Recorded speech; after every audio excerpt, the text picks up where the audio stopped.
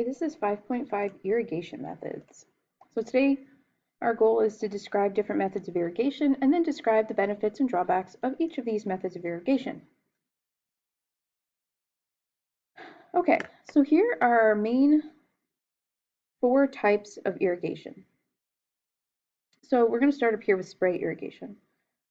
So this is where ground or surface water is pumped up and into a spray nozzle. Kind of looks like a fire sprinkler, and is sprayed down over top of the crop.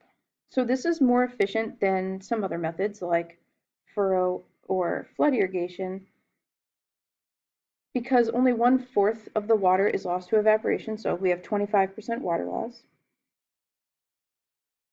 But it's also pretty expensive because it requires you to have energy for the pumps and to move the sprinklers. So you have to continually move these pretty frequently to make sure you get all of your crops. Next, we have flood irrigation, and this is where you just take water and you flood an entire field. It's easy.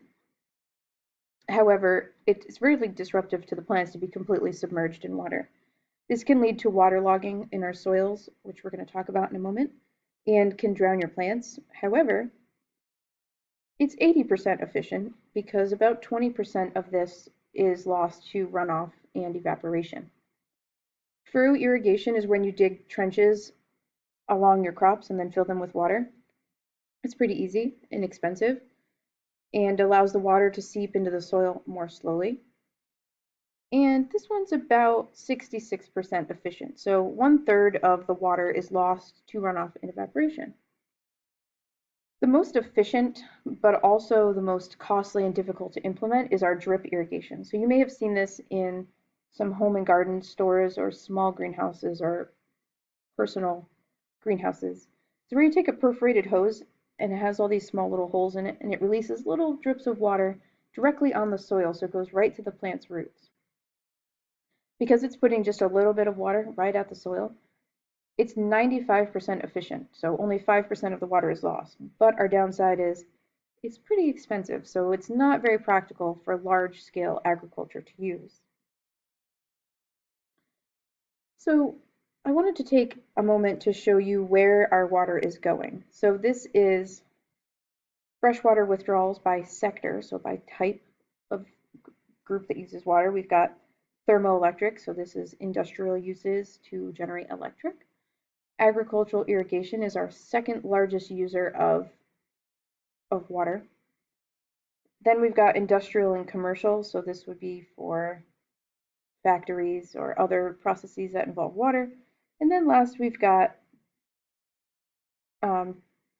domestic and public usage and livestock and aquaculture. But a big chunk is taken up with agricultural irrigation, which is why it's important that we focus on more efficient methods of irrigation.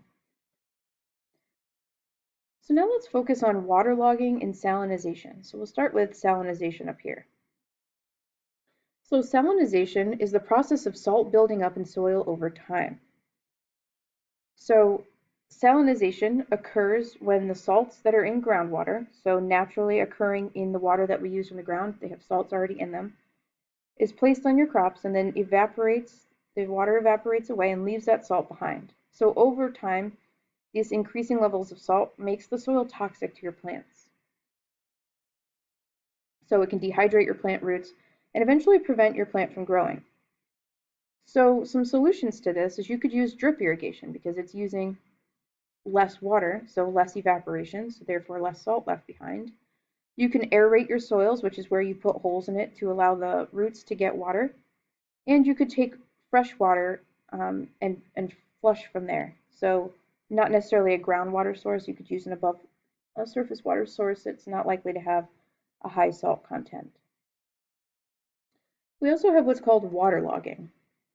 So waterlogging occurs when there's too much water sitting on the soil. It raises the table of the groundwater, so it makes the water up under the surface of the soil increase, and then it basically drowns your plant. So it doesn't allow any air in the spaces between the soil, and the roots then can't get the oxygen that they need and can stunt them or eventually kill them. So we talked about loam being a good mix between sand and silt with a little bit of clay in some cases. Because the sand allows a lot of water to pass through it, and the silt holds a little bit of water, so you want that nice mix. But if your soil is holding too much water and becoming waterlogged, it's going to drown your plants. Again, similar solutions, you could use drip irrigation because you're not putting that much water. You can aerate the soil by poking holes to allow air to get in there, and then it allows that water to get out of the soil.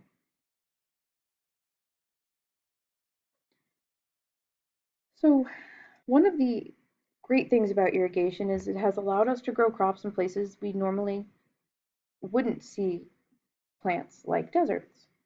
The downside is they're tapping into what's called an aquifer.